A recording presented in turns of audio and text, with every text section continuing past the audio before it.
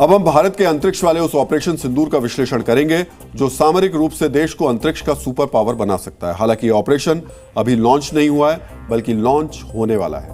Hindustan satellite warfare यानी अंतरिक्ष में अपनी युद्ध क्षमता बढ़ाने की तैयारी कर रहा है। इस बड़ी तैयारी को समझने के लिए आपको हमारी रिपोर्ट का अगला हिस्सा ध्यान से देखना चाहिए।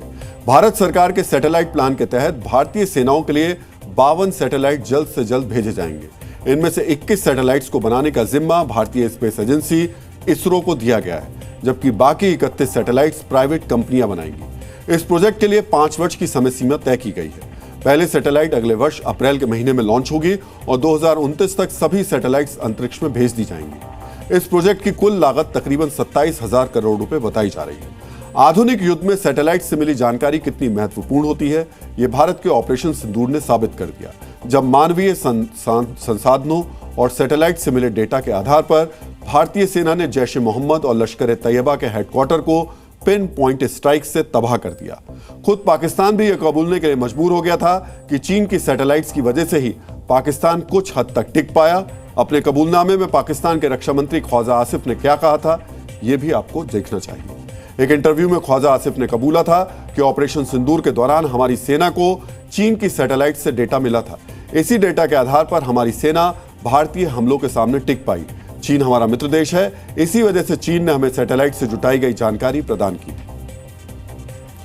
आधुनिक युद्ध में सैटेलाइट्स अब सिर्फ जासूसी या जानकारी जुटाने का जरिया नहीं रहे, बल्कि सैटेलाइट्स के जरिए लंबी दूरी की मिसाइलों को भी गाइड किया जा सकता है। यानी सैटेलाइट मिसाइल को उस लोकेशन तक ले जा सकती है जहां हमला करना है।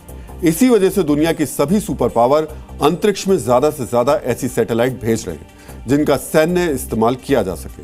कौन कौन से देश सैटेलाइट के जरिए अपनी सैन्य क्षमता बढ़ा रहे हैं, ये आप हमारे अगले ग्राफिक्स से समझ सकते हैं, और आप चाहें तो इस जानकारी को नोट भी कर सकते हैं। इस लिस्ट में सबसे ऊपर है अमेरिका, जिसकी 247 मिलिट्री सैटेलाइट्स अंतरिक्ष में है। दूसरे नंबर पर चीन है, जिसने अंतरिक्ष में 157 मिलिट्री सैटेलाइट्स भेजी है। तीसरे नंबर पर रूस का नाम है। रूस की कुल 110 मिलिट्री सैटेलाइट्स अंतरिक्ष में मौजूद हैं। फिलहाल भारत 9 मिलिट्री सैटेलाइट्स के साथ 7वें नंबर पर है, लेकिन 52 सैटेलाइट्स का प्लान पूरा होते ही भारत की स्पेस सैटेलाइट क्षमता रूस जैसी सुपर पावर जितनी हो जाएगी। मध्यकालीन इतिहास तक युद्ध जमीन और पानी पर लड़े गए। 20वीं सदी आते आते विमानों का आविष्कार हुआ और आसमान भी जंग का मैदान बन गया, और अब युद्ध का दायरा अंतरिक्ष तक पहुंच गया। स्पेस में सैन्य ताकत कितनी जरूरी है, ये समझने के लिए आपको भारत के पहले सीडीएस विपिन रावत की सैन्य फिलॉसफी को भी समझना चाहिए। जनरल रावत कहते थे कि भारत के लिए साइबर वॉरफेयर और अंतरिक्ष में सैन्य क्षमता को बढ़ाना बहुत जरूरी है।